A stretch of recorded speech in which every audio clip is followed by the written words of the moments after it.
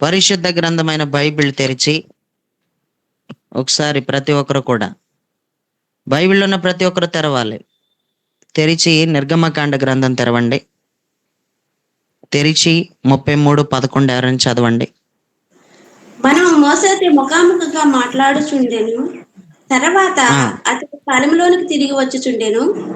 అతని పరిచారకుడైన నూని కుమారుడైన యెహోషువను యవనస్తుడు గుడారంలో నుండి వెలుపలికి రాలేదు. మోసే చదువుకున్నటువంటి వాక్య భాగంలో మనుష్యుడు తన స్నేహితునితో మాట్లాడినట్లు యెహోవా మోషేతో ముఖాముఖిగా మాట్లాడుచుండెను. తరువాత అతడు పాళెములోనికి తిరిగి వచ్చుచుండెను. అతని పరిచారకుడును నూను కుమారుడునైన యెహోషువ అని యవనస్తుడు గుడారంలో నుండి వెలుపలికి రాలేదు అని రాస్తుంది. గుడారంలో నుంచి బయటికి రావలసినోడు బయటికి రాలేదు. పరిచారకుడై ఉండి అతను మోషే వెంటే ఉండవలసినోడు అసలు గుడారంలో ఏం చేస్తున్నాడు? గుడారంలో నుంచి బయటికి రావలసినటువంటి యెహోషువ, మోషే పరిచారకుడైన యెహోషువ గుడారంలో నుంచి బయటికి రాలేదు అంటూ చెప్పాడు. ప్రియులరా, దైవజనుడైన మోషే ఇజ్రాయిలీలు చేసినటువంటి పనిని బట్టి చాలా బాధపడ్డాడు. దేవుడు నా సన్నిధి మీకు ఇంకా తోడుగా రాదు అని చెప్పేశాడు. నీ సన్నిధి నాతో రాని ఎడల ఒక్కడుగు కూడా ముందుకేయడం అనేది జరగదని చెప్పాడు. ఆ తర్వాత ఏం జరిగిందంటే ఒక గుడారాన్ని పాళెమునకు దూరంగా వేసాడంట. దైవజనుడైన మోషే ఇజ్రాయేలీలు ఉంటున్నటువంటి ఆ పాళెమునకు దూరంగా ఒక గుడారాన్ని వేసాడంట.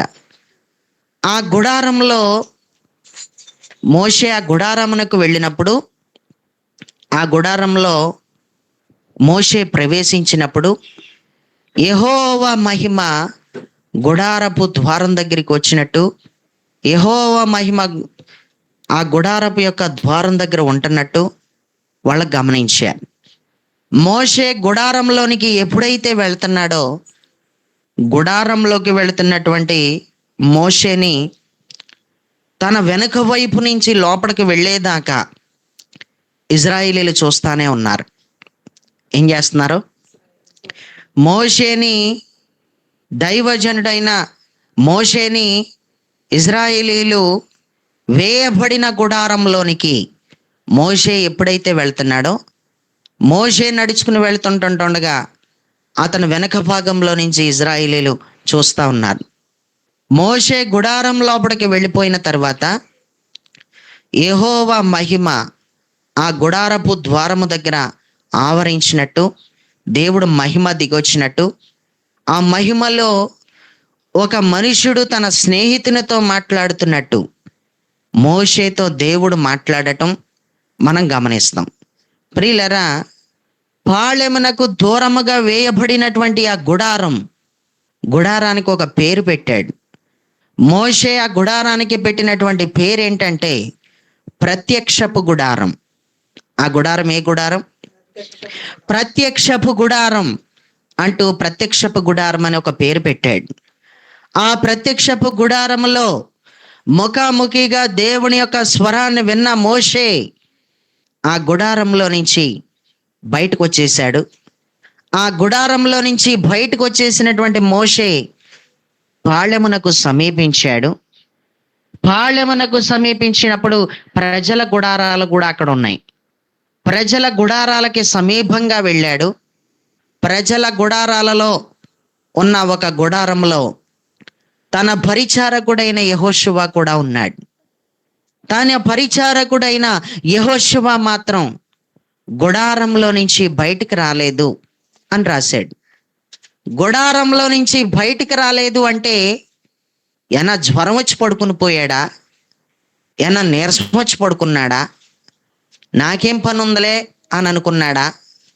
ఇజ్రాయేలీలు అందరే మోషే వెనక భాగమున చూస్తూ ఉంటుండగా, మోషే గుడారంలోకి వెళ్తుంటుండగా ప్రజలందరూ కూడా ఆయన మహిమని చూసిన తర్వాత సాగిలపడినట్టు మనం చూస్తుంటే అక్కడ ప్రాముఖ్యంగా ఎవరుండాలి? మోషే పరిచారకుడని యెహోషువ ఎవరు సాగిలపడినా సాగిలపడకపోయినా, ఎవరు ఉన్నా లేకపోయినా, ప్రాముఖ్యంగా యెహోషువ కూడా అక్కడ ఖచ్చితంగా ఉండాలి. కానీ యెహోషువ మోషే గుడారంలోకి, అంటే ప్రత్యక్షపు గుడారంలోనికి మోషే బయలుదేరి వెళ్తున్నప్పుడు అనేక మంది వెనక భాగమును చూస్తుంటున్నటువంటి ఆ చూపుల్లో మోషేని చూస్తున్నట్టు మనం చూస్తాం కదా, అందులో యెహోషువ లేడు. ఆయన యొక్క వీపు భాగమును ప్రజలందరూ చూసే ఆ ప్రజల్లో ఎవరు లేరంట, యెహోషువ లేడు. యెహోషువ ఎక్కడున్నాడు? గుడారంలోనికి, అనగా ప్రత్యక్షపు గుడారంలోనికి వెళ్ళి తిరిగి వచ్చేసాడు మోషే. లోపలికి వెళ్ళి బయటికి వచ్చేయడం జరిగింది. దేవుడు, ఒక మనుష్యుడు తన స్నేహితునితో మాట్లాడుతున్నట్టు ముఖాముఖిగా మోషేతో ఏం మాట్లాడాడో ఆ మాటలన్నీ మోషే వినేయడం జరిగింది. ప్రత్యక్షపు గుడారపు వాకిటి దగ్గరికి దేవుని యొక్క మహిమ రావడం జరిగింది. దేవుడు మాట్లాడడం జరిగింది. మోషే వినడం జరిగింది. మోషే తిరిగి మరలా పాళెము దగ్గరికి రావటం జరిగింది. పాళెము దగ్గర ప్రజలు అక్కడక్కడ గుడారాలు వేసుకున్న గుడారాల దగ్గరికి రావడం జరిగింది. యెహోషువ గుడారం దగ్గరికి కూడా రావడం జరిగింది. యెహోషువ గుడారం దగ్గరికి వచ్చినప్పటికీ కూడా యెహోషువ గుడారంలోంచి బయటికి రాలేదు. అసలు లోపల ఏం చేస్తున్నాడని మనం చెప్పుకోవచ్చు. పరిశుద్ధ గ్రంథమైన బైబిల్లో ఆయన గుడారంలో నుంచి బయటికి రాలేదు అనేటువంటి విషయాన్ని ఎందుకు వ్రాయించాడు అంటే, అది చిన్న విషయం కాదు. అది గుడారంలో నుంచి బయటికి రాలేదు అంటే అది చిన్న విషయం కాదు. అది అసాధారణమైన విషయమే. అది ఒక సాధారణ విషయం అయితే దాంట్లో ఆ సందర్భంలో వ్రాయించి ఉండకపోను. అది ఒక సాధారణ విషయం అయితే కాదు, అది ఒక అసాధారణమైన విషయమే. అది పెద్ద చెప్పుకోవడానికి ఏమీ లేదు అన్న విషయం ఏమీ కాదు, చెప్పుకోదగ్గ విషయమే. అది గుడారంలో నుంచి అయితే యెహోషువ బయటికి రాలేదనే విషయాన్ని అక్కడ ఎంతో స్పష్టంగా నిర్గమకాండం 33:11 రాశాడు. ఆ వచనంలో మోషేతో దేవుడు మాట్లాడాడన్న వెంటనే ఆ మాట కూడా వచ్చేసింది. నెక్స్ట్ వచనంలో రాలేదు, ఆ వచనంలోనే ఆ మాట కలిపి వచ్చేసింది. దేవుడికి స్తోత్రం. ఆయన గురించి ఎంత స్పష్టంగా రాయబడి ఉంది అంటే దాంట్లో దాగి ఉన్న ప్రాముఖ్యమైన ఉద్దేశం ఏంటి? గుడారంలో ఏం చేస్తున్నాడు బయటికి రాకుండా? మోషే వెనకాల ఉండవలసినోడు మోషే వెనక ఉండకుండా గుడారంలో ఏం చేస్తున్నాడు అంటే అతను ప్రార్థనలో ఉన్నాడు. ఆమేన్. దేవునితో సహవాసం చేస్తూ చేస్తూ అలా గుడారంలో ఉండిపోయాడు, కానీ గుడారంలో నుంచి బయటికి రాలేకపోయాడు. దేవుడితో ఎంత అద్భుతమైన సహవాసం చేస్తున్నాడో! గదిలో నుంచి బయటకు వచ్చేస్తున్నావు, గదిలో నుంచి వెంటనే బయటకు వచ్చేస్తున్నావు. ఒక గంట కూడా దేవునితో గదిలో గడపలేకపోతున్నారు, ఒక గంట కూడా దేవునితో సహవాసం చేయలేకపోతున్నారు. కానీ దైవజనుడైన మోషేకి పరిచారకుడిగా ఉండినటువంటి యెహోషువ మాత్రం గుడారంలో నుంచి బయటికి రాలేదు. అందరూ బయట కనపడుతున్నారు, కానీ యెహోషువ మాత్రం లోపడే కనపడుతున్నాడు. ఆమేన్. లోపల ఉండడం అంటే అంత చిన్న విషయం కాదు.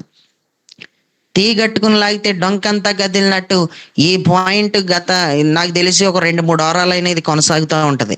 అంత పెద్ద సబ్జెక్ట్ ఉంది. లోపడే ఉండిపోయాడు, బయటికి రాలేదు. గుడారం లోపల నుంచి అతను బయటకు వచ్చింది లేదా. మోషే వచ్చేసాడు కానీ, ప్రత్యక్షపు గుడారంలోంచి మోషే వచ్చేసాడు కానీ, దేవుడు మాట్లాడేవేవో వినేసి మోషే అన్న బయలుదేరి ప్రత్యక్షపు గుడారంలోంచి బయటకు వచ్చేసాడు కానీ ఒక సాధారణ గుడారంలోంచి బయటకు రాలేదు. ఒక అసాధారణమైన సహవాసం, ఒక అసాధారణమైన వ్యక్తిగా అతను కనిపిస్తా ఉన్నాడు అక్కడ. దేవుడికి స్తోత్రం. చిన్న విషయం కాదు, గదిలో గడపడం అంటే చిన్న విషయం కాదు, గుడారంలో సహవాసం చేయడం అంటే చిన్న విషయం కాదు. ఎవరు పడితే వాళ్ళు గుడారంలో సహవాసం దేవునితో చేయలేరు. ఎవరు పడితే వాళ్ళు గంటల తరబడి దేవుడితో సహవాసం ఎవరు పడితే వాళ్ళు చేయలేరు. ఎవరు చేయగలుగుతారు అంటే ఆత్మ పూర్ణులైన వ్యక్తులు మాత్రమే చేయగలుగుతారు. దేవుని యొక్క ఆత్మ పూర్ణులు ఎవరైతే అయిపోతారో, ఆత్మ పూర్ణులు అయిపోతారు. దేవుడికి స్తోత్రం. ఆత్మ పూర్ణులుగా ఎవరైతే ఉంటారో వాళ్ళ మాత్రమే గుడారంలో ఉండగలరు. ఆత్మ పూర్ణులుగా ఉండలేని ఏ ఒక్కరు కూడా దేవుడితో సహవాసం చేయలేరు. ఆత్మ పూర్ణులుగా ఉండలేని ఏ ఒక్కరైనా సరే కొన్ని నిమిషాలు కూడా దేవునితో ఉండలేరు, బయటకు వచ్చేస్తారు. ప్రియులరా, తిరిగే కాలు తిట్టి నోరు కుదురుండదు అంటారు. తిరిగి కాలు తిట్టి నోరు కుదురుండదు అంటారు. మనుషులతో ఎక్కువగా మాట్లాడడం అలవాటు చేసేసుకుంటే ఇంకా నువ్వు దేవుడితో మాట్లాడలేవు. నువ్వు మనుషులతో ఎక్కువగా ఫోన్లు పట్టుకుని మాట్లాడడం నువ్వు ఎక్కువగా అలవాటు చేసేసుకున్నావు. నువ్వు గదిలో ఉండడం లేదు. నువ్వు ఏదేమైనా ఎంతసేపు పరిచర్య పరిచర్య అంటూ పరిచర్య చేసే వ్యక్తిగానే ఉండిపోకూడదు. నువ్వు గదిలో కూడా ఉండాలి. నువ్వు గుడారంలో నుంచి బయటికి రాకూడదు. ఈ రోజుల్లో ప్రియులరా, కొంచెం జాగ్రత్తగా వింటే, ఎవరైతే పరిచారకులుగా ఉన్నారో ఆ పరిచారకులు, నేను పరిచారకుడు, నేను లేస్తుంటే నా పక్కన ఉండాలి, నేను కూర్చుంటే నా పక్కన ఉండాలి, లేకపోతే నేను ఎక్కడికి వెళ్తున్నా నువ్వు నా బ్యాగ్ మొయ్యాలి, నా మంచినీళ్ళ బాటిల్ నాకు అందించాలి, నువ్వు నన్ను కాదని ఏది చేయకూడదు, నా ప్రక్కనే ఉండాలి అంతే నువ్వు అని చాలామంది ఒక ఉన్నతమైన స్థాయిని కలిగిన వాళ్ళు తన కింద ఉన్నటువంటి పరిచారకుల్ని విపరీతంగా ఉపయోగించుకుంటారు. మోషే అయితే అలా ఉపయోగించుకోలేదు. మోషేకి పరిచారకుడైన యెహోషువ మోషేతో ఏం మాట్లాడుంటే తన గుడారంలో ఉన్నాడు. పరిచారకుడైన యెహోషువ మోషేతో ఏం చెప్పుంటాడు? నేను గుడారంలో ఉండి నీ సహవాసం చేయబోతున్నాను, నేను సహవాసం చేస్తాను, నీకు చెప్పాలి కాబట్టి నేను చెప్పి చేస్తున్నాను. ఇదిగో నేను గుడారంలో నేను దేవునితో సహవాసం చేయాలనుకుంటున్నాను, నేను దేవునితో మాట్లాడాలనుకుంటున్నాను, గంటలు గంటలు నేను దేవునితో ఉండిపోదాం అనుకుంటున్నాను అని చెప్పుంటే ఓకే, చాలా మంచి మాట మాట్లాడావు. కొన్నిసార్లు యుద్ధ భూమిలో ఉండవలసినోడు, కొన్నిసార్లు గుడారంలో ఉండవలసినోడు. గుడారంలో ఉండే సమయం ఇదే. నువ్వు గుడారంలో ఉంటానంటున్నావు కాబట్టి, గుడారంలో నుంచి నేను బయటకు వచ్చేదే లేదంటున్నావు కాబట్టి, గుడారంలో నేను ఆత్మ పూర్ణుడై ఉండి నేను దేవునితో మాట్లాడేవాడనై ఉంటానని అంటున్నావు కాబట్టి నేను ఏకీభవిస్తున్నాను. నువ్వు గుడారంలో ప్రార్థన చేసుకో, తప్పకుండా దేవుడితో ఎక్కువగా మాట్లాడు అని చెప్పి మోషే తనకి సపోర్ట్ చేసి ఉంటాడు. ఈ రోజుల్లో ఎవరు సపోర్ట్ చేయరు. ప్రార్థన చేసుకుంటాను కొంచెం సమయం ఇస్తారా అంటే అసలు సపోర్ట్ చేయరు. నేను బయట తిరుగుతున్నాను, నువ్వు ప్రార్థన ఎలా చేసుకుంటావు? నా బ్యాగ్ మోయడానికి రావాలి, నా పక్కనే ఉండాలి, నేను లేస్తుంటే నువ్వు నా పక్కన ఉండాలి, నేను కూర్చుంటుంటే నా పక్కన ఉండాలి, నేను బాత్రూమ్కి వెళ్తుంటే నా పక్కన ఉండాలి, ప్రతి దానికి నువ్వు నా ప్రక్కనే ఉండాలి. నువ్వు ఎక్కడికి వెళ్ళిపోతావు? గుడారంలోకి వెళ్ళిపోతానంటున్నావు, నేను గదిలోకి వెళ్ళిపోతానంటున్నావు, నేను ప్రార్థనలోకి వెళ్ళిపోతానంటున్నావు. నువ్వు నా క్రింద పనివాడిగా పరిచారకుడిగా ఉన్నావు కాబట్టి నన్ను కనిపెట్టుకుంటూనే ఉండాలి నిత్యము అని ఎవరైనా అంటారు. కానీ మోషే అలాగనలేదు. నన్ను కనిపెట్టుకుంటూ నేను ఉండక్కర్లేదు, నీకు సహవాసం చేయాలని ఉంది కాబట్టి, నువ్వు గుడారంలో దేవునితో సహవాసం చేయాలనుకుంటున్నావు కాబట్టి నువ్వు తప్పకుండా నా కోసం ఆలోచన చేయకు. ఇప్పుడు నువ్వు దేవుడితో గడిపే సమయం ఇది. దేవుడే నిన్ను గదిలో పెట్టబోతున్నాడు, దేవుడే నిన్ను గుడారంలో ఉంచబోతున్నాడు, దేవుడితో నువ్వు సహవాసం చేసే సమయం ఇది. కాబట్టి నువ్వు గుడారంలోకి వెళ్ళిపోతాను, నేను బయటికి రాను అంటున్నావు కాబట్టి నేను నీతో ఏకీభవిస్తున్నాను. మిగతా పనులు ఏమైనా ఉంటే బయట నేను చూసుకుంటాను. ఎంత నా పరిచారకుడు అయినా దేవుడితో నీకు సహవాసం ఖచ్చితంగా ఉండాలి అంటూ మోషే యెహోషువకి సహకరించి ఉంటాడు.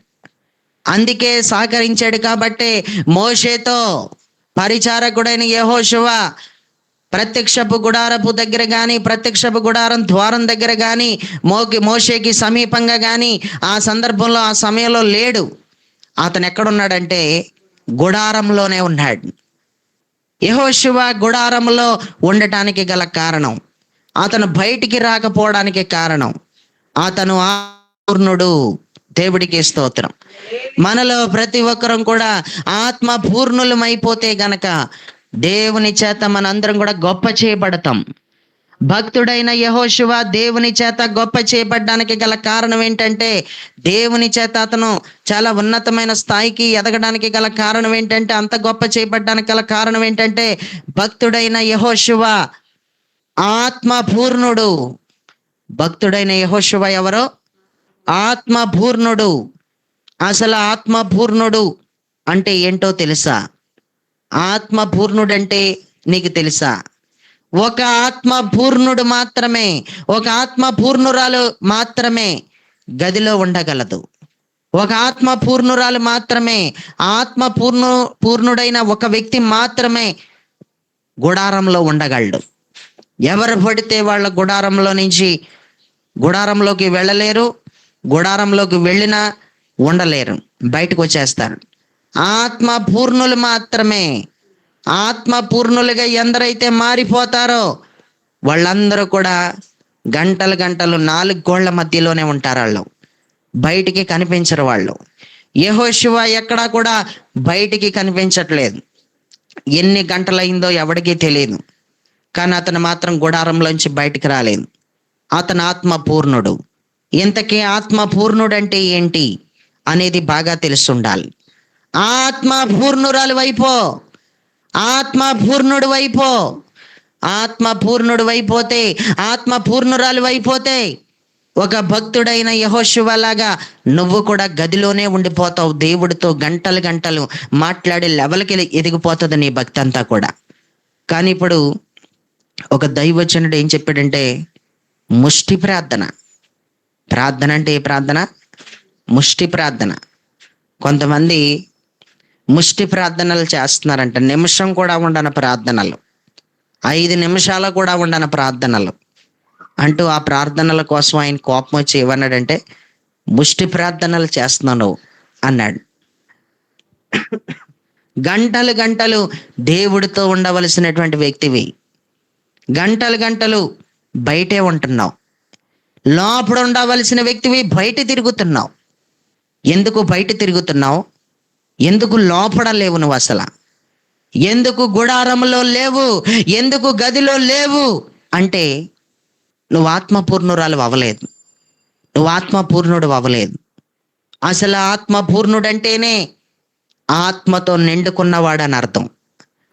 ఆత్మ పూర్ణుడు అంటే దేవుని ఆత్మతో నిండుకున్నవాడు అని అర్థం. దేవుని ఆత్మతో ఎవరైతే నిండుకుంటారో వాళ్ళందరూ ఆత్మపూర్ణులే. దేవుని ఆత్మతో నిండిపో. దేవుని యొక్క ఆత్మతో నువ్వెవరివైనా సరే దేవుని యొక్క ఆత్మతో నిండిపోతే చాలు, నువ్వు ఆత్మపూర్ణుడు అయిపోతావు. నువ్వు ఆత్మపూర్ణురాలు అయిపోతావు. దేవుని యొక్క ఆత్మ ఎప్పుడు మనలో నిండుకుంటాడు. ఇంకా దేవుని యొక్క ఆత్మ నీలో నిండిపోలేదు. దేవుని యొక్క ఆత్మ మనలో నిండిపోవాలి. మన గిన్నె నిండి పొర్లి పారునంతగా దేవుని యొక్క ఆత్మ నిండిపోవాలి. దేవుడికి స్తోత్రం. అలా నిండిపోవాలంటే ఏం చెయ్యాలి అంటే, అనుభవంతో చెప్తున్నాను. నోరు తెరిచి ఎంతసేపు పరిశుద్ధాత్మతో నింపు, నీ పరిశుద్ధాత్మతో నింపు, నీ ఆత్మతో నింపు అని అడగటం తప్ప ఏ రకంగా కూడా ఇంకా ఆత్మతో నింపబడలేవు. ఇంకే రకంగా చూసినా నువ్వు ఆత్మ పూర్ణురాలు అవ్వలేవు. నువ్వు నోరు తెరిచి అడగడంతో తప్ప నువ్వు అడగనంత వరకు ఇంకా ఆత్మ పూర్ణురాలు అవ్వవు. దేవుని యొక్క ఆత్మ ఎవరి మీదకైతే సమృద్ధిగా దిగి వస్తాడో వాళ్ళ ఆత్మ పూర్ణులాళ్ళు. దేవుని ఆత్మతో ఎవరైతే నిండుకుంటారో, దేవుని యొక్క ఆత్మ నిండుకోవాలి మనలో. దేవుని యొక్క ఆత్మే కనపడాలి. ఇంకెక్కడ చూసినా, మన శరీర అవయవాల్లో ఎక్కడ చూసినా దేవుని యొక్క ఆత్మక్రియలే కనపడాలి. ఇంకా అంతగా దేవుని యొక్క ఆత్మతో ఎవరైతే నిండిపోతారో వాళ్ళు ఆత్మ పూర్ణులు అవుతారు. వాళ్ళు ఎవరాళ్ళంట? ఆత్మ పూర్ణులు. ఆత్మ పూర్ణుడు అంటే దేవుని శక్తి కలిగిన వాడని కూడా అర్థం. ఆత్మ పూర్ణుడు అంటే దేవుని ఆత్మతో నిండిన వాడని అర్థం. ఆత్మ పూర్ణుడు అంటే ప్రియులరా, మ్యూట్ నుంచి బయటకు వచ్చేస్తున్నారు మేడం గారు, చూసుకోవాలి మీరు. డిస్టర్బెన్స్ చేయకూడదు కదా అలాగా. హల్లెలూయా. ప్రియులరా, ఆత్మ పూర్ణుడు అనే మాట మీద ఇంకే రకమైన అనుమానాలు ఉండకూడదు. అసలు ఆత్మ పూర్ణుడుగా ఉండడం అంటే ఏంటి అనేటువంటి అనుమానాలు ఎవరికీ ఉండకూడదు. ఆత్మ పూర్ణుడుగా ఉండడం అంటేనే దేవుని ఆత్మతో నిండుకోవడం. ఆత్మ పూర్ణుడిగా ఉండడం అంటేనే దేవుని శక్తిని కలిగి ఉండడం. దేవుని శక్తిని ఎవరైతే కలిగి ఉంటారో, దేవుని యొక్క ఆత్మతో ఎవరైతే నిండుకుంటారో వాళ్ళ ఆత్మ పూర్ణుళ్ళు. దేవుని శక్తి ఎలా వస్తుంది అంటే ఆత్మతో నింపబడినప్పుడు, ఆత్మతో నిండుకున్నప్పుడు వాళ్ళ మీదకి శక్తి వస్తుంది. పరిశుద్ధాత్మ మీ మీదకి వచ్చినప్పుడు మీరు శక్తి నొందెదరు అన్నాడు. ఆత్మతో ఎప్పుడైతే నిండుకుంటారో ఆటోమేటిక్గా దేవుని యొక్క శక్తి కూడా వాళ్ళ మీద ఉంటది. ఆమేన్. శక్తి ముందర ఆత్మ ముందర అంటే శక్తి ముందర కాదు. శక్తిని బట్టి ఆత్మ లేదు, ఆత్మను బట్టే శక్తి ఉంది. ఆమేన్. శక్తిని బట్టి ఆత్మ కాదు, ఆత్మ దిగి రావడం తోడనే శక్తి కూడా కలుగుతుంది వాళ్ళకి. అందుకే శక్తి మీ మీదకి దిగి వచ్చినప్పుడు మీరు పరిశుద్ధాత్మ పొందుతారని అనలేదు. పరిశుద్ధాత్మ మీ మీదకి వచ్చినప్పుడు మీరు శక్తి నొందెదరు అని చెప్పాడు. శక్తి అనేది ఆత్మ నింపుదలతోనే వస్తుంది. అది దేవుని యొక్క ఆత్మ ఎవడి మీదకైతే దిగి వచ్చేస్తాడో ఇంకా శక్తి వచ్చేస్తుంది. ఇంకా నువ్వెవరు అంటే ఆత్మ పూర్ణురాలివి, నువ్వెవరు అంటే ఆత్మ పూర్ణుడివి. దేవుడికి స్తోత్రం. ప్రియులరా, పరిశుద్ధ గ్రంథమైన బైబిల్లో ఒక ప్రాముఖ్యమైన మాట ఎఫెసీయులకు రాసిన పత్రికలో రాయబడి ఉంది. అపోస్తలుడైన పౌలు ఎఫెసీయులకు రాసిన పత్రిక 5వ అధ్యాయం 18వ వచనంలో ఇలా రాస్తుంది. ఎఫెసీ 5:18 చదివితే, మరియు మద్యముతో మత్తులై ఉండకుడి, దానిలో దుర్వ్యాపారం కలదు, అయితే ఆత్మపూర్ణులై ఉండుడి అని రాశాడు. ఎఫెసీయులకు రాసిన పత్రికలో చెప్పాడు, మద్యంతో మత్తులై ఉండకండి. వేరే రకమైన మత్తులు మీకు ఉండకూడదు. మీరు ఏ మత్తులై ఉండాలంటే పరిశుద్ధాత్మ మత్తులై ఉండాలి. పరిశుద్ధాత్మతోనే మనం మత్తులమై ఉండాలంట. దేవుడికి స్తోత్రం. ఆత్మ పూర్ణులై ఉన్నట్టే. పరిశుద్ధాత్మతో మత్తులై ఉండడం అంటే మనం ఆత్మ పూర్ణులుగా ఉన్నట్టే. ఇంకా ఆత్మ పూర్ణులమే మనం. బైబిల్ చెప్తున్న సత్యం ఇదే. మీలో ప్రతి ఒక్కరు కూడా ఆత్మ పూర్ణులుగా ఉండండి అన్నాడు. ఆత్మ పూర్ణులుగా మారడం అంటే అంత చిన్న విషయం కాదు. ఆత్మ పూర్ణులుగా మారాలంటే ఎంతో కష్టపడాలి. కడుపు కోసం డబ్బులు సంపాదించడానికే రాత్రనక పగలనక కష్టపడితే మరి ఆత్మ పూర్ణులుగా మారడం కోసం ఇంకెంత కష్టపడాలి. దేవుణ్ణి సంపాదించుకోవడం కోసం ఇంకెంత కష్టపడాలి. దేవుని ఆత్మను సంపాదించుకోవడం కోసం ఇంకెన్ని రాత్రులు కష్టపడాలి, ఇంకెన్ని పగళ్ళు కష్టపడాలి. కష్టపడకుండా వచ్చేయాలి పరిశుద్ధాత్మ కొంతమంది మీదకి. ఎలా వచ్చేయాలంట? కష్టపడరు, ఇంకా నోరు తెరిచి అడగరు, ఇంకా అడగకుండానే పరిశుద్ధాత్మ వచ్చేయాలి. ఇంకా పరిశుద్ధాత్మ నీ మీద లేకుండా, దేవుని యొక్క శక్తి నీ మీద లేకుండా నువ్వు ఆత్మ పూర్ణురాలు అవ్వవు. ఇంకా నువ్వు ఆత్మ పూర్ణుడు కాదు. నువ్వు ఆత్మ పూర్ణుడు అవ్వాలన్నా నువ్వు దేవుని యొక్క శక్తి నీ మీద ఎప్పుడైతే దిగి వస్తుందో అప్పుడు మాత్రమే నువ్వేమైపోతావు? ఆత్మ పూర్ణుడు అయిపోతావు. ఇప్పుడు ఆత్మ పూర్ణులు అవ్వాలంటే మనలో ప్రతి ఒక్కరం కూడా ఆత్మ పూర్ణులం అయిపోవాలంటే ఒకే మార్గం, ఇంకా వేరే దారి ఏమీ లేదు.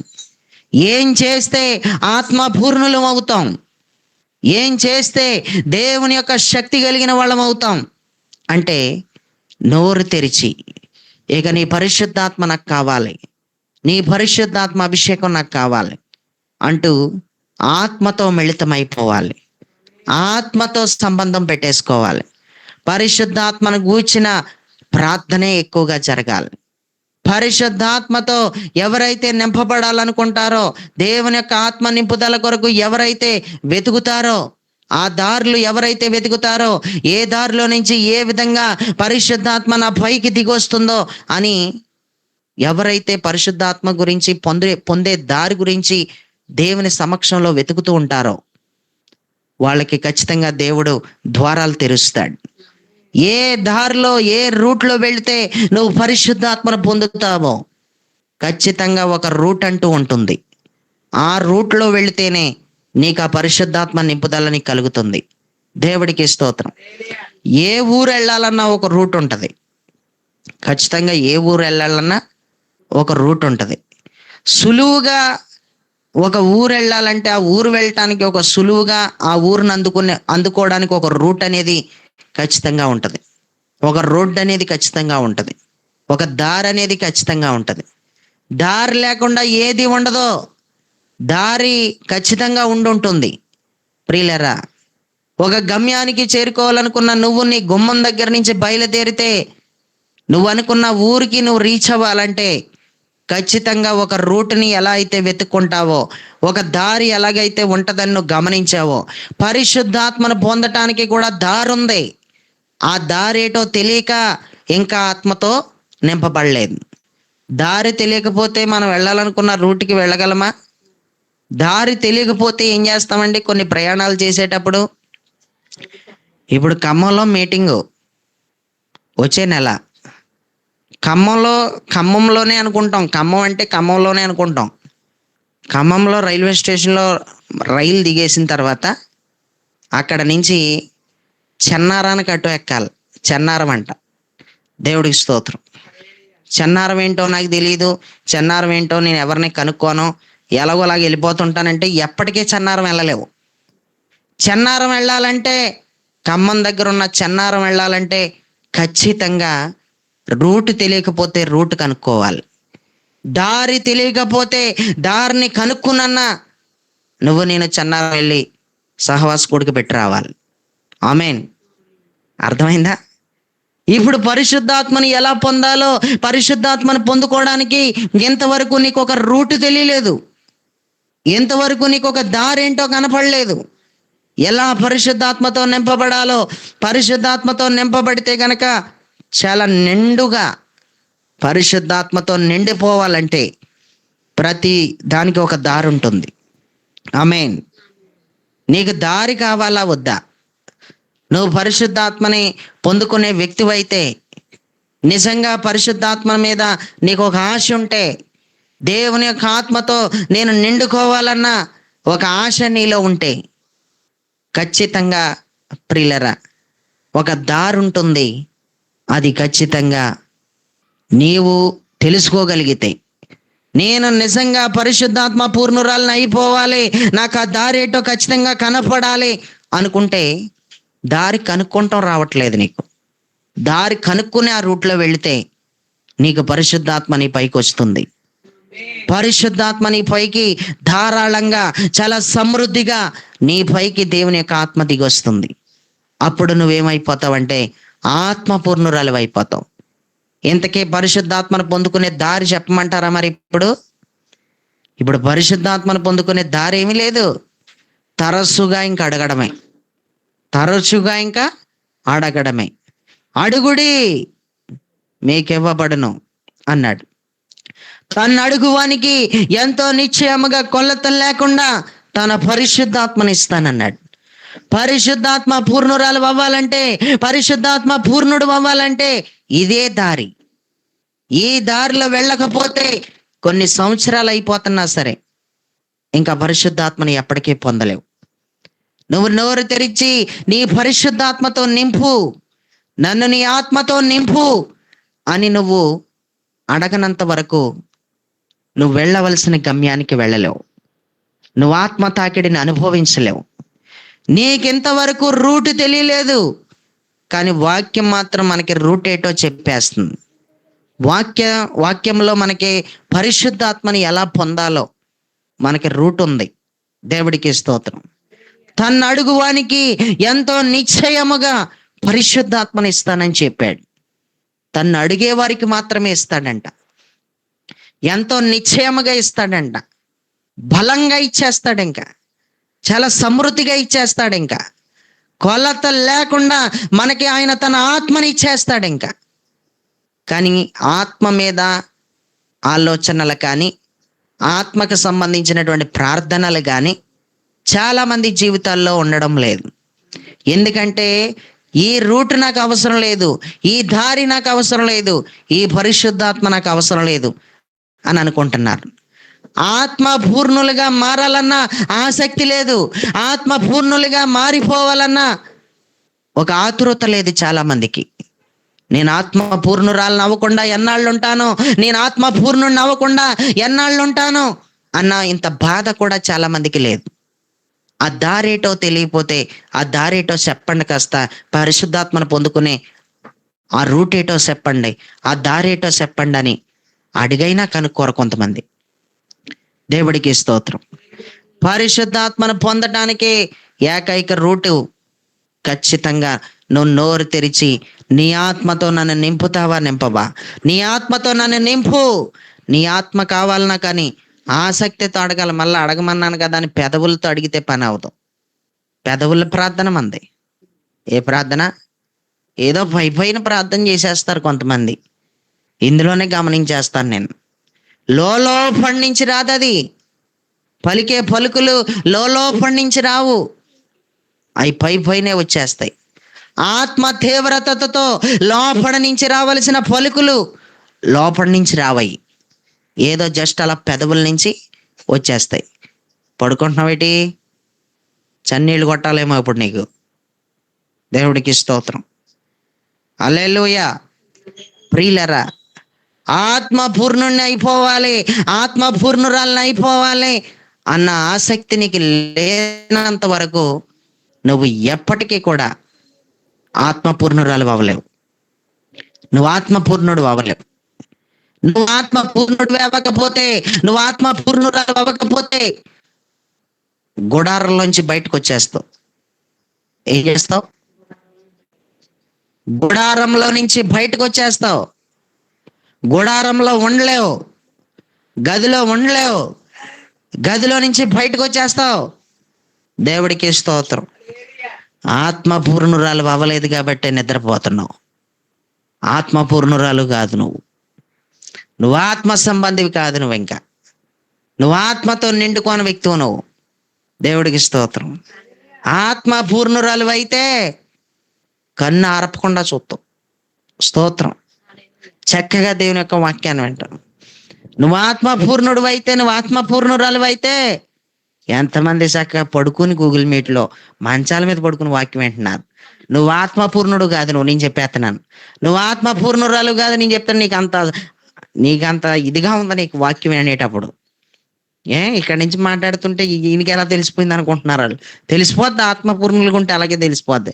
లేదు ఇంకా ఇంత చెప్పాక కూడా నువ్వు మంచం మీద కూర్చొని ఇంకా మంచం మీద పడుకుని వింటున్నావంటే దేవుడికి స్తోత్రం. కాలు మీద కాలు వేసుకొని చక్కగా వేరుశనక్కాయలు తింటూ, లేకపోతే అవి ఇవి తింటూ, స్నాక్స్ తింటూ, చక్కగా ఫోన్ పక్కన పెట్టుకుని మంచం మీద అలా చక్కగా పడుకొని అలసిపోయినట్టు, ఏదో ఊడబొడి చేసినట్టు, లేచిన దగ్గర నుంచి పెందల కడ ప్రార్థన అయిన దగ్గర నుంచి ఏదో ఊడబొడి చేసినట్టు మంచం మీద పడుకుని చక్కగా కాలు మీద కాలు వేసుకుని అది ఇది తింటూ, అది ఇది తినకపోతే కునిపాట్లు పడ్డ కోళ్ళగా అలా పడుకుంటూ చక్కగా అలా వింటే 4 ముక్కలు వింటాను, తర్వాత అలా పరవశంలోకి వెళ్ళిపోతాను, నిద్ర పరవశంలోకి అనుకుంటూ మంచం మీద పడుకున్నావంటే, ఇంకా మంచం మీద పడుకుని వాక్యం పెట్టినావంటే నువ్వు ఆత్మపూర్ణుడు వేటి, నువ్వు ఆత్మపూర్ణురాలు వేటి అంటాను నేను. దేవుడికి స్తోత్రం. ఆత్మపూర్ణుల యొక్క లక్షణం కాదు ఇది. ఆత్మపూర్ణులు పడుకోరు.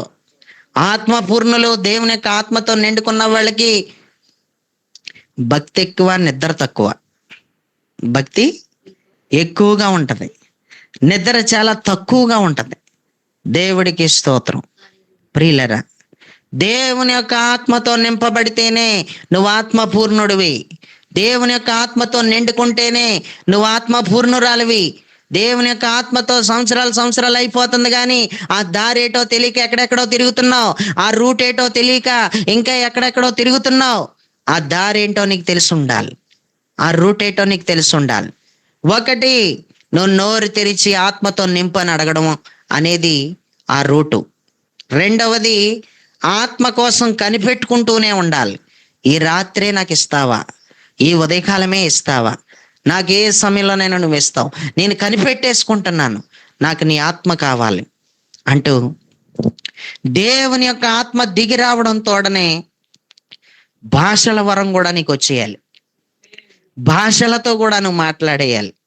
అంత బలంగా దిగి వచ్చేయాలి. నీ మీదకి పరిశుద్ధాత్మ అంత బలంగా దిగి వచ్చేయాలి. దేవుడికి స్తోత్రం. ఒకటి, అడగడం. రెండు, కనిపెట్టుకోవడం. అడగడం, కనిపెట్టుకోవడం. పై నుండి శక్తి పొందు వరకు మీరు పట్టణంలో నిలిచి ఉండండి అన్నాడు. యెరూషలేం నుంచి వెళ్ళిపోకండి అని చెప్పాడు ఆయన. మీరు కనిపెట్టుకోండి అంటే మేడగదిలో ఇంచుమించు 120 మంది కూడుకొని పరిశుద్ధాత్మను అడుగుతమే కాకుండా పరిశుద్ధాత్మ కోసం కనిపెట్టేసుకుంటున్నారు. వాళ్ళు ఏం చేస్తున్నారు? పరిశుద్ధాత్మ కోసం ఎప్పుడైతే కనిపెట్టేసుకుంటున్నారో పరిశుద్ధాత్మ చాలా బలంగా దిగొచ్చింది.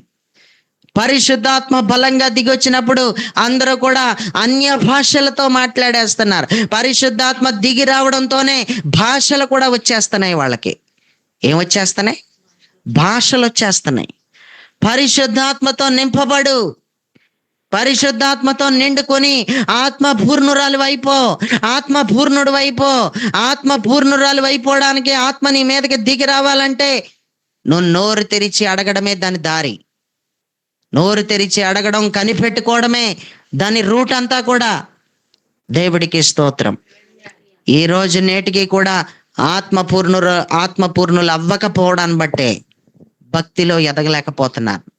ఆత్మపూర్ణులు అవ్వకపోవడాన్ని బట్టే దేవుని కొరకు నిలబడలేకపోతున్నారు. ప్రియులరా, పరిశుద్ధ గ్రంథమైన బైబిల్ ప్రకారం మనం చూస్తే దేవుని యొక్క ఆత్మ నింపుదల కలిగిన వాడు, అనగా ఆత్మపూర్ణుడైనటువంటి ఏ వ్యక్తి అయినా సరే ఆత్మ అదుపులోనే ఉంటాడు. ఏం చేస్తాడు? ఆత్మ అదుపులోనే ఉంటాడు. ఆత్మపూర్ణుడైన ఏ వ్యక్తి అయినా సరే తన సమస్యని ఖచ్చితంగా దేవుడికే చెప్పేస్తాడు. దేవుడికి చెప్పకుండా ఉండలేడు. ప్రతిదీ దేవుడికి చెబుతూనే ఉంటాడు. దేవుడికి స్తోత్రం.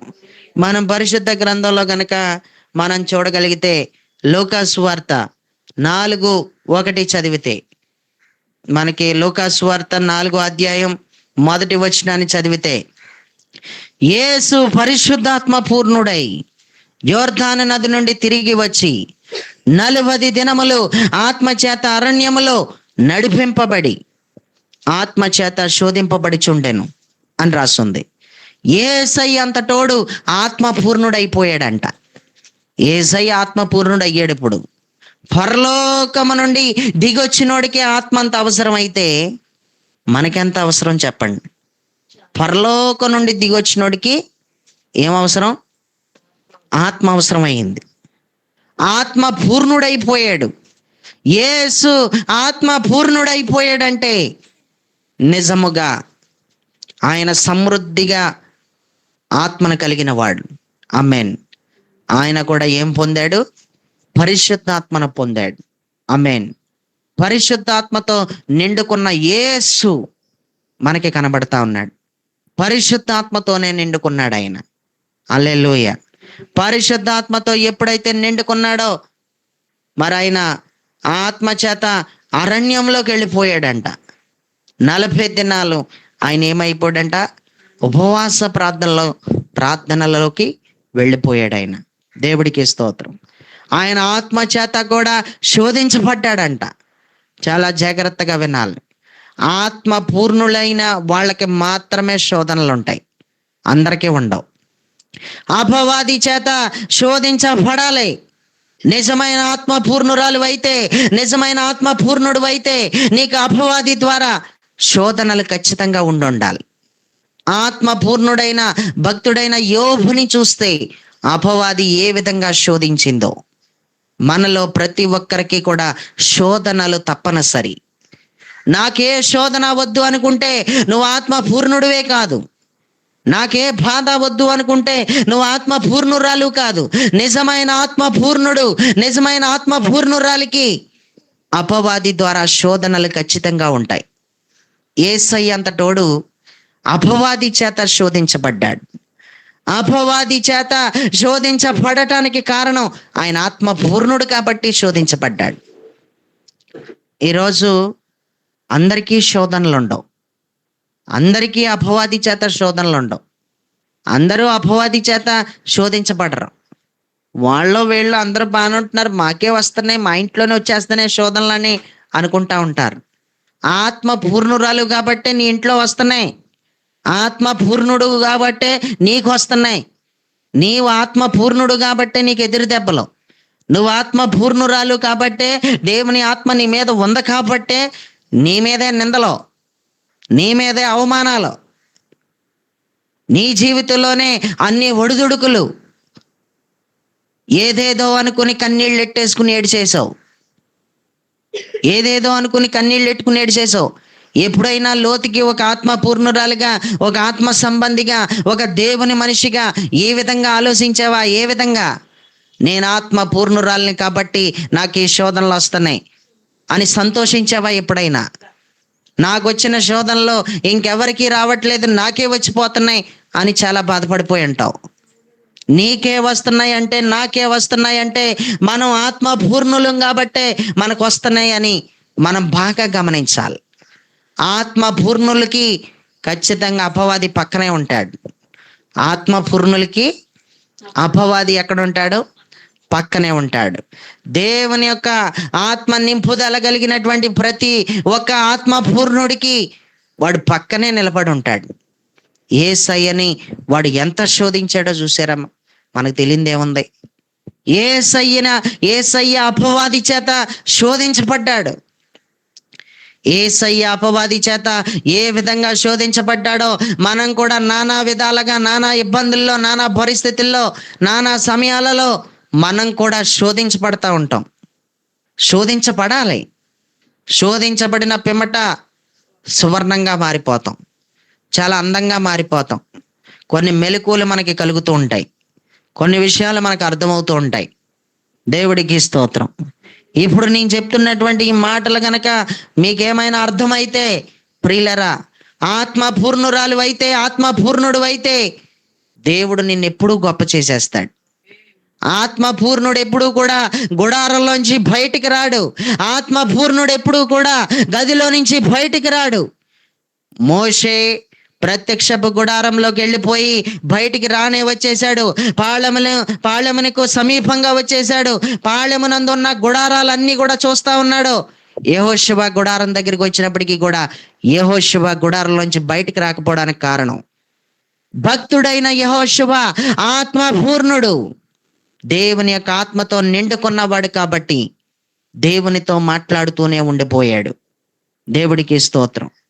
దేవుని యొక్క ఆత్మ ఎంతమంది మీద అయితే ఉంటుందో వాళ్ళందరూ ఆత్మ పూర్ణులే.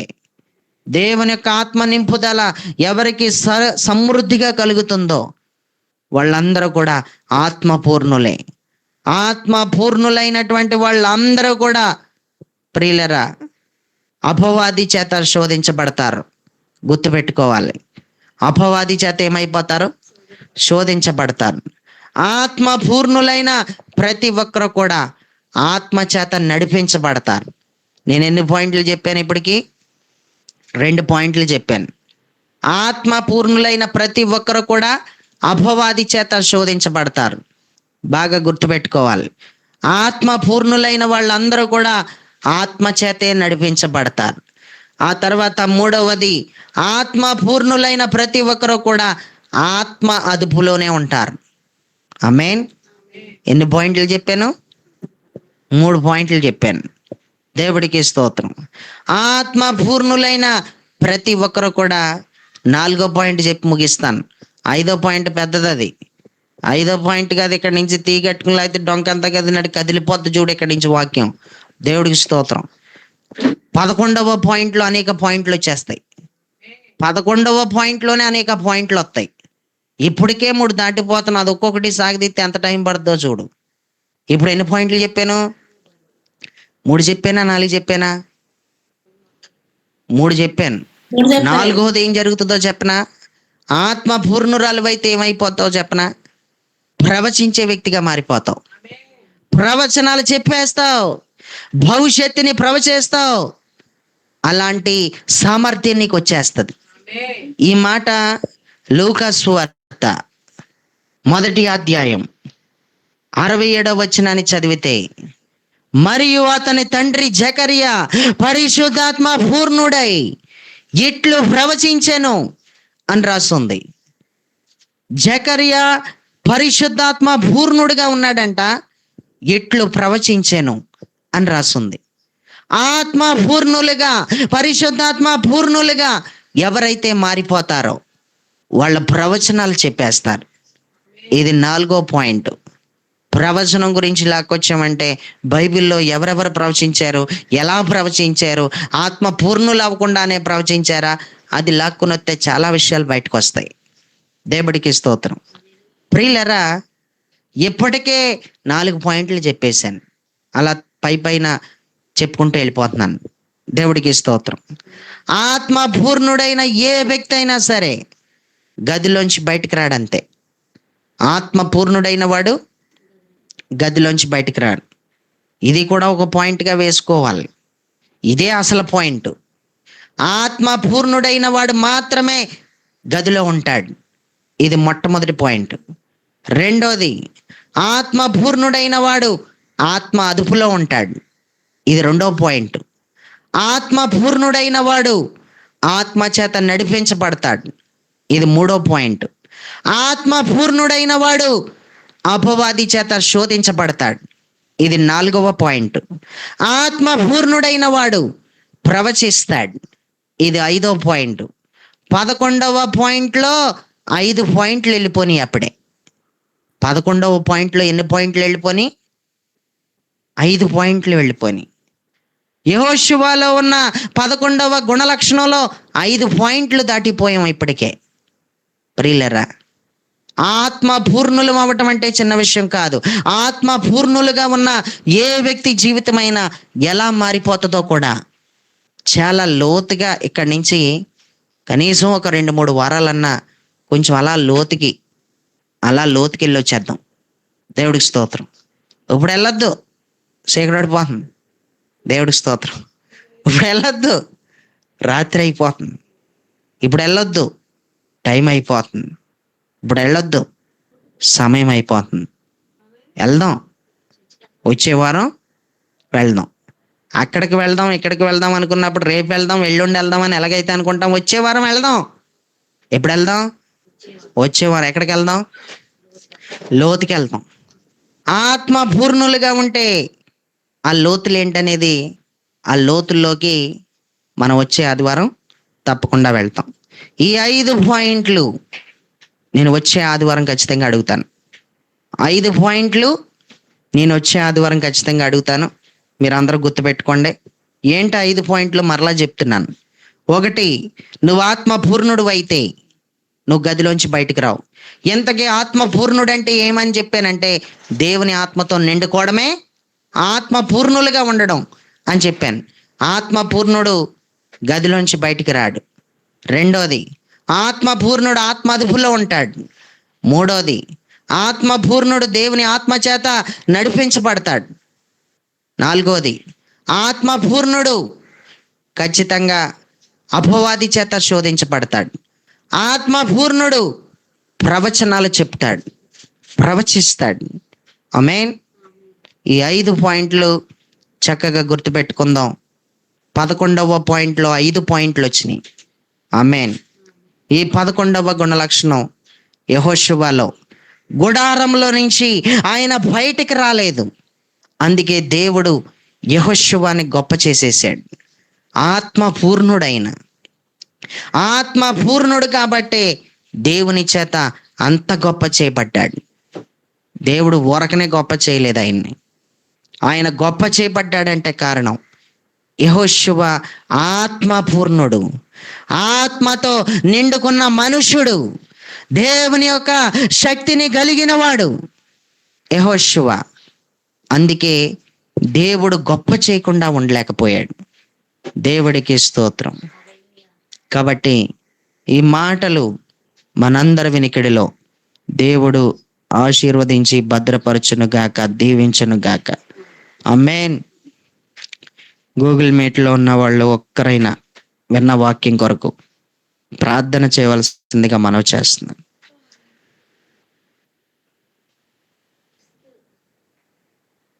గూగుల్ మీట్లో ఉన్న వాళ్ళు. స్తోత్రములు తండ్రి, ప్రేమల దేవ, కృపల తండ్రి, నీ ఘనమైన నామానికి వందనాలు, స్తోత్రాలు నైనా నీకు వందనాలు. మమ్మల్ని ప్రేమించి ఇంతవరకు నైనా యెహోషువను మా ముందు మీరు పెట్టినందుకు వందనాలు. అతడు ప్రభా నీ సన్నిధిలో గుడారములో ఉన్నట్టుగా ప్రభా మేమును నైనా